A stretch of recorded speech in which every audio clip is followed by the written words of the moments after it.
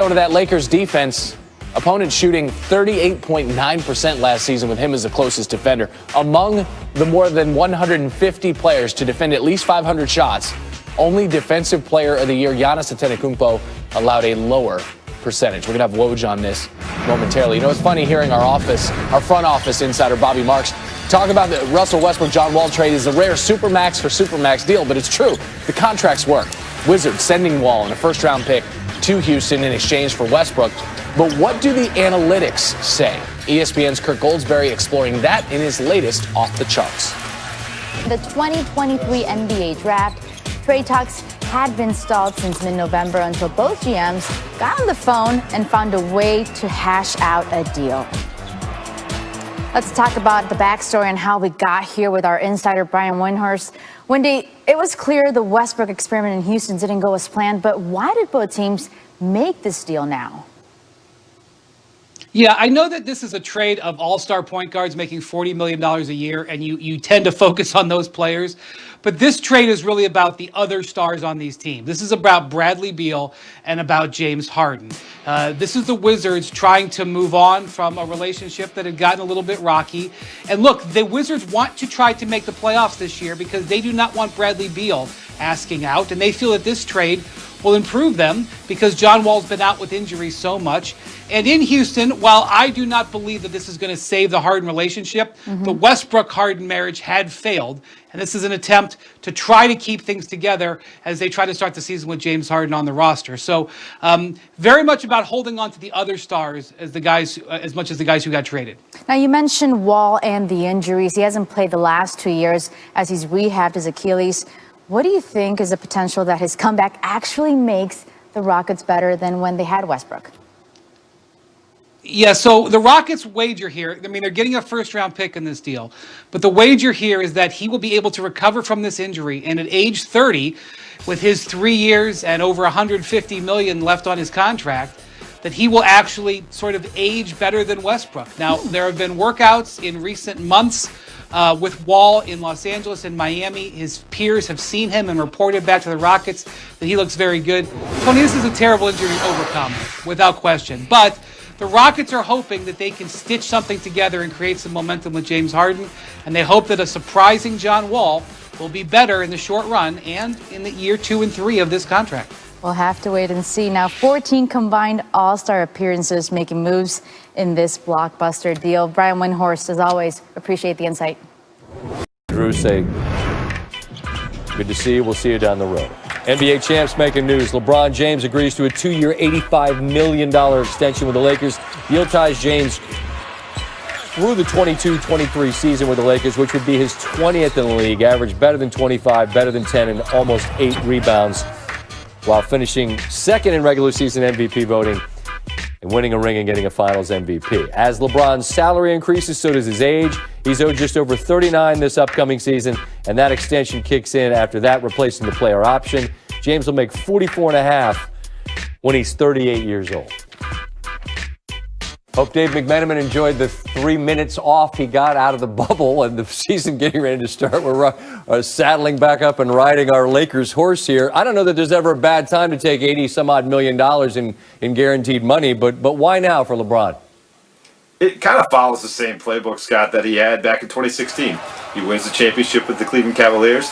He submits his commitment and loyalty to the franchise because that gave him everything he wants out of his NBA experience, being able to put his body, his mind, his family through an NBA season in order to get the ultimate prize of winning a championship and, validating his existence, trying to strive for greatness for the greatest of all time. He did this again here, win the championship with the Lakers. Why did he have to think about going anywhere else? And of course, the other caveat, just last year we were talking about him being in his mid-30s, missing the playoffs, having the biggest injury of his career. Well, this actually guards against some of that, gives it an extra year guaranteed money, $85 million, not a bad payday. Well, the ultimate thing, I think, for LeBron, and he spoke of it, is maybe someday teaming up with his son. Now, look, Bronny, who knows if he's going to be an NBA talent, if he's an NBA talent. We don't know that yet. But if we do the math here, Dave, you don't have to squint to see what it would be. Free agency sets up around the time, presumably, Bronny could be heading to the NBA. All right, is it reasonable to connect those dots? Yeah, certainly. I mean, think about it. LeBron put it out there in the 2017 finals that the greatest accomplishment of his career would be someday playing alongside his son in the NBA. This contract ends in 2023 at the same time that his son, Bronny, is slated to graduate from high school. Now, right now, with the current CBA, Bronny couldn't come right from high school to the NBA. But who knows if the CBA will have adjustments between now and then. And certainly, even if Bronny is not necessarily an outright lottery pick, if he's a borderline guy who you think could help your franchise potentially, while also be a guy who brings the gravitational pull of his father, who's one of the greatest players of all time, that's a real possibility.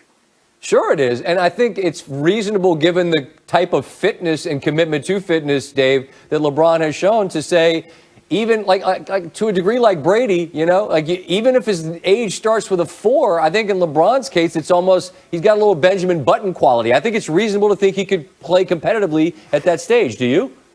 I think so. And obviously, we just talked about that nearly season-ruining injury a year ago with the groin tear. But listen, I mean, this will take him through 20 seasons in the league. He'll be just shy of his 39th birthday.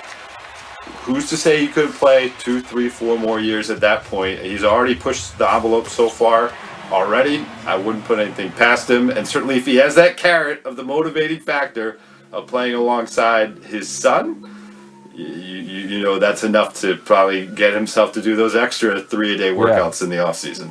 Man, that's a hell of a lot of pressure on a young man named after his dad to be just good enough. You don't have to be as good as your dad. You just got to be good enough to play in the same league as him. We'll see if he's able to fulfill that promise, Dave. As always, appreciate the time. Be good, man.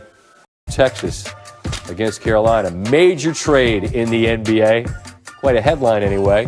Rockets have agreed to trade Russell Westbrook to Washington for John Wall and a protected first in 2023.